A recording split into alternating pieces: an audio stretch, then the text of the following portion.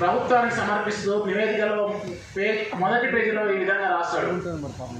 వ్యక్తుల మధ్య సమానత్వం ఉండాలి, సామాజిక సమానత్వం ఉండాలి. సమానత్వం లేకుండా అసమానతలతో కూడిన ఒక ఏ ఇద్దరు వ్యక్తుల మధ్య అసమానతతో కూడిన సమానత్వంతో ఉంటారో వారి మధ్య ఆ సమానత్వం ఉందని కనుక మనం భావిస్తే ఆ అసమానతను శాశ్వతంగా మనం కొనసాగించినట్లని చెప్తాడు. ఆ స్ఫూర్తితో బీపీ మండల్ గారు మనకు ఓబీసీలకు రిజర్వేషన్ రావడానికి ప్రధాన కారణమైండు. ఆయన స్మరించుకుంటూ ఈరోజు మనం ఈ కార్యక్రమాన్ని కొనసాగిస్తూ ఉన్నాం. 1947 ఆగస్టు 15న భారతదేశానికి స్వాతంత్రం వచ్చింది. ఒక గొప్ప రోజుగా మనం భావిస్తాం. అదేవిధంగా 1950 జనవరి 26 నాడు భారతదేశంలో రాజ్యాంగం అమల్లోకి వచ్చింది. అదే సమయంలో 1990 ఆగస్టు 7న మండల్ సిఫార్సుల్లో అమల్లోకి వచ్చింది రిజర్వేషన్లు. ఆ రోజున మండల్ డేగా మనం జరుపుకుంటున్నాం. భారతదేశంలో 3 ముఖ్యమైన ఘట్టాల్లో ఇది కూడా ఆగస్టు 7, 1990 కూడా నేను ఒకటిగా భావిస్తా ఉన్నా. స్వాతంత్రం వచ్చిన 46 ఏళ్ల తర్వాత 2008 వరకు కూడా విద్యా సంస్థల్లో రిజర్వేషన్ అమలు కాలే. 1992లో మనకు రిజర్వేషన్లో అమలు అయినప్పటికీ కూడా అవి కూడా పాక్షికంగానే అమలైనవి. మన వ్యవస్థల్లో ప్రభుత్వంలో grade A, grade B, grade C లాంటి అనేక రంగాల్లో ఇక్కడ కూడా ఆ పదోన్నతుల విషయంలో కానీ మా బీసీలకు ఎక్కడ కూడా రిజర్వేషన్ అమలు కాలే. ఆ రోజు బీసీల వెనుకబడితనానికి కులం కూడా ఒక ప్రధాన కారణం అని మొదటి వెనుకబడిన తరగతుల కమిషన్ కాకా కలెక్టర్ కమిషన్ చెప్తే ఆ రోజు కాకా కలెక్టర్ కమిషన్ చెప్పింది 2399 కులాలు ఓబీసీల్లో ఉన్నాయి. ఈ కులాలన్నీ కూడా వెనుకబడితనానికి గురైనాయి అని చెప్పేసి ఆ రోజు ఆ కమిషన్ నివేదిస్తే ఆ కమిషన్ అప్పటి రాష్ట్రపతి రాజేంద్ర ప్రసాద్ గారికి నివేదిక అందించినప్పటికీ కూడా ఆ నివేదిక అదే కాకా కలెక్టర్ కమిషన్ తోటి దీంతో ఏకీభవిస్తలేదని రాష్ట్రపతికి లెటర్ రాపించిన అప్పటి అగ్రవర్ణ పార్టీలు. ఆ విధంగా బీసీలకు తరతరాలుగా అన్యాయం జరుగుతూనే ఉంటే బీపీ మండల్ గారు 2వ ఓబీసీ తరగతుల కమిషన్ చైర్మన్గా ఏర్పడిన తర్వాతనే ఆ బీసీలను సమగ్రంగా అప్పటికే వివిధ రాష్ట్రాల్లో 10 రాష్ట్రాల్లో 15కు పైగా వెనుకబడిన తరగతుల కమిషన్లు వేసారు. వాటి ఆధారంగా బీసీలకు రిజర్వేషన్లు కల్పించాలని ప్రయత్నం చేస్తే ఆ కమిషన్లు అన్నీ కూడా కోర్టుల్లో కొట్టివేయబడినాయి. ఆ పరిస్థితుల్లో బీపీ మండల్ గారు మొదటి వెనుకబడిన తరగతుల కమిషన్ కాగా కలెక్టర్ కమిషన్ పొందించిన రిపోర్టులు కానీ ఆ తర్వాత వివిధ రాష్ట్రాల్లో వివిధ బీసీ కమిషన్ల కోసం ఏర్పాటు చేసిన కమిషన్ల రిపోర్టులను కానీ సాధారణంగా పరిశీలించి ఈసారి తాను అత్యంత భూస్వామ్య కుటుంబంలో పుట్టిండు, పేదరికానికి దగ్గర కూడా లేడు, మాజీ ముఖ్యమంత్రిగా ఉన్నాడు. అయినప్పటికీ కూడా ఈ దేశంలో ఉన్న వెనుకబడిన తరగతుల కులాలు నా తోటి కులాలందరికీ కూడా న్యాయం చేయాలనే దృఢ సంకల్పంతో 2వ వెనుకబడిన తరగతుల కమిషన్ చైర్మన్గా ఆ రోజు ఆయన కొనసాగి ఈ రాష్ట్రంలో ఉన్న ఈ దేశంలో ఉన్న ప్రతి ఏరియామైన అన్ని రాష్ట్రాలు అన్ని కేంద్రపాలిత ప్రాంతాలు దాదాపుగా 405 జిల్లాలు 796 గ్రామాలు 1.5 లక్షల కుటుంబాలను ప్రత్యక్షంగా కలిసింది. ఈ దేశంలో ప్రపంచంలో కూడా సామాజిక అసమానతలు గణించడానికి ఒక సర్వే జరిగిందంటే అతిపెద్ద సర్వే మండల్ కమిషన్ రిపోర్ట్ సమయంలో జరిగింది. అంతటి సమీక్ష చేసిన తర్వాతనే మండల్ కమిషన్ ఈ దేశంలో మరోసారి రిజర్వేషన్లను కొట్టివేయబడవుతుంటే సమగ్రంగా ఒక నివేదిక తయారు చేయాలి. ఏ కోర్టులో కూడా ఈ నివేదిక కొట్టివేయబడకూడదంటే అనేక ప్రామాణిక అంశాలు ఉండాలని చెప్పేసి దాదాపుగా 11 ప్రామాణిక అంశాలతోటి ఆ రోజు సామాజిక పరమైన ఒక 4, ఆర్థికపరమైన ఒక 3, ఆర్థికపరమైన ఒక 4, విద్యాపరమైన ఒక 3 సూచీలను ఏర్పాటు చేసి ఈ దేశంలో ఏ కోర్టు కూడా కొట్టివేయబడకుండా బీసీ రిజర్వేషన్ అమలు చేయడానికి ఆయన పటిష్టమైన ఒక నివేదికను తయారు చేసి ప్రభుత్వం ముందు వచ్చిండు.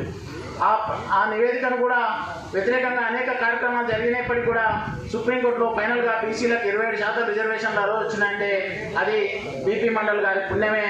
ఈరోజు మన వాళ్ళందరూ కూడా వివిధ ఉద్యోగాల్లో స్థిరపడ్డారు. వారు ఆర్థికంగా సామాజికంగా రాజకీయంగా ఉన్నత హోదాను పొందుతున్నారంటే అదంతా కూడా బీపీ మండల్ గారి చలవ, బీపీ మండల్ గారి పుణ్యం. ఆయనకు ఈ భారత జాతి ఓబీసీ వెనుకబడిన తరగతులందరూ కూడా రుణపడి ఉన్నారని తెలుపుతూ అలాగే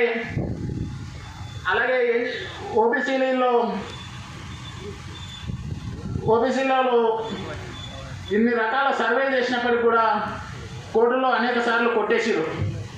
ఎంపారికల్ డాటా లేదని చెప్పేసి మండల్ కమిషన్ రిపోర్టులో కూడా కోర్టులో అనేక వాదనలు జరిగినాయి. కానీ ఈడబ్ల్యూఎస్ రిజర్వేషన్లు 4 రోజుల్లో చట్టసభల్లో అమలైనవి. దాని మీద కోర్టుకు వెళ్ళినప్పుడు కూడా ఏ కోర్టు కూడా ఈ దేశంలో ఈ ఎంపైరికల్ డాటా లేదు. మొత్తం అగ్రవర్ణ సమాజం ఎంత ఉంది, వాళ్ళలో పేదలు ఎంతమంది ఉన్నారు, ఆ పేదల శాతం ఎంత అనేది ఏ కోర్టు కూడా అడగలే. కేవలం ఓబీసీ రిజర్వేషన్ల సమయంలోనే అడిగిన ఈ దేశంలో ఉన్న కోర్టులన్నీ కూడా. ఓబీసీ రిజర్వేషన్ల గురించి ఇన్ని ప్రశ్నలు వేసిన ఈ భారత అత్యున్నత న్యాయస్థానాలన్నీ కూడా ఈడబ్ల్యూఎస్ రిజర్వేషన్లో వచ్చేసరికి ఈడబ్ల్యూఎస్ రిజర్వేషన్లను సమర్థించినాయి. ఏ ప్రాతిపదికన ఈడబ్ల్యూఎస్ రిజర్వేషన్ కోర్టులు సమర్థించినాయో మనం ప్రశ్న అడిగితే సమాధానం చెప్పడానికి వాళ్ళకు ఎలాంటి ఎంపైరికల్ డాటా లేదు. ఈ దేశంలో అగ్రవర్ణ సమాజం ఎంత సమాజం ఉంది, అందులో వెనుకబడిన వర్గాలు ఎంతమంది ఉన్నారు. నేరుగా మన రాష్ట్రంలో అప్పటి బీఆర్ఎస్ ప్రభుత్వం 10% ఇచ్చింది. తెలంగాణ రాష్ట్రంలో మొత్తం అగ్రవర్ణాలు 8% నుంచి లేరు, అందులో పేదలు 1% కూడా లేరు. అయినప్పటికీ కూడా వారికి 10% ఈడబ్ల్యూఎస్ రిజర్వేషన్ ఇచ్చి మన ఓబీసీల గొంతు నూరుమే ప్రయత్నం చేశారు.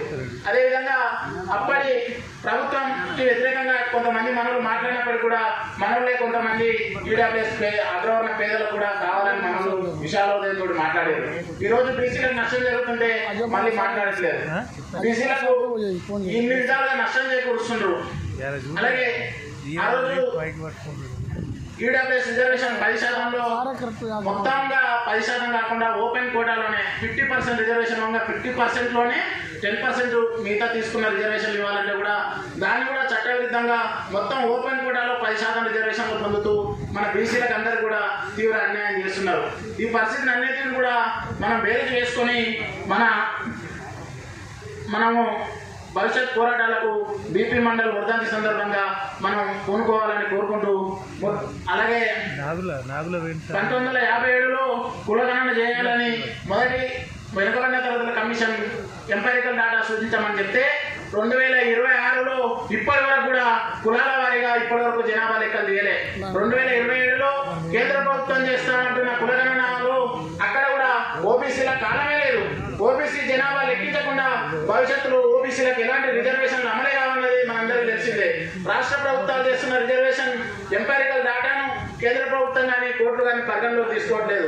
సెన్సస్ డిపార్ట్మెంట్కి మాత్రమే అర్హత ఉందని కోర్టులు కొట్టేస్తుంటే ఒకవైపు, మళ్ళీ ఈసారి కేంద్ర ప్రభుత్వం నిర్వహిస్తున్న ఓబీసీ రిజర్వేషన్ల ఈ కులగణనలో జనగణనలో ఓబీసీ రిజర్వేషన్ కోసం ప్రత్యేక కాలం లేదు, SC ST and other classes అని పెట్టారు. మరి ఓబీసీలో లెక్కలు ఎప్పుడు తీస్తారు? 2020లో కూడా చేయకపోతే ఇక ఓబీసీలకు రిజర్వేషన్లు ఎప్పుడు ఇస్తారు? మహిళలకు 33% రిజర్వేషన్లు ఇస్తామంటున్న ఈ కేంద్ర ప్రభుత్వం మహిళల్లో ఆ 33%లో ఓబీసీల వాటా ఎంత అంటే తెల్లముఖం వస్తుంది. ఎందుకంటే నీ దగ్గర డాటానే లేదు. ఓబీసీ మహిళలకు ఇప్పటివరకు మా మహిళలు ఇల్లు దాటి బయటికి రాలేదు. మీ మహిళలకు చట్టసభల్లో కూర్చోబెట్టుకోవడానికి మహిళలకు రిజర్వేషన్ ఇస్తానడం ఎంతవరకు సమంజసమో మనంతా కూడా ఆలోచన చేయాలి. దక్షిణ భారతదేశంలో యాదవులు మొదటి నుంచి రాజ్యాధికారంలో ఉన్నారు.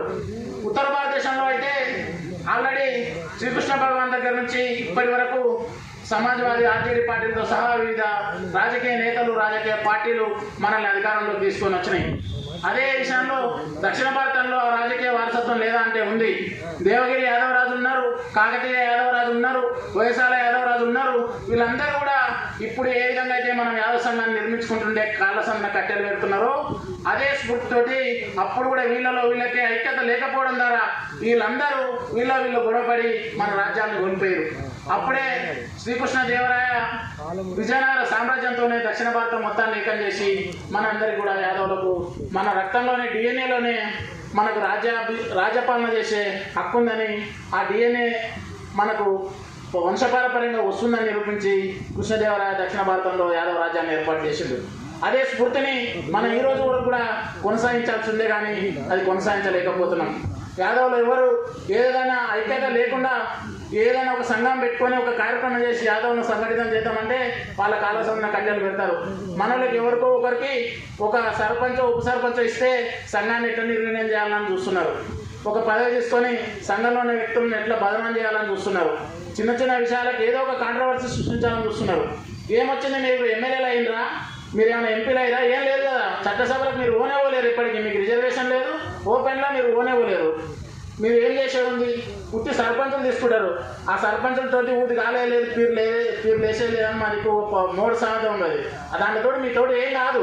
ఆ చిన్న చిన్న పదవులకు ఆశపడి జాతిని మొత్తం కూడా తాకట్టు పెట్టొద్దని ఈ సందర్భంగా యాదవ జాతిని నిర్వీర్యం చేయడానికి ప్రయత్నిస్తున్న కొంతమంది మిత్రులకు సవినయంగా కోరుకుంటూ నాకు ఈ అవకాశం ఇచ్చిన యాదవ్ జేఏసీ అందరికీ కూడా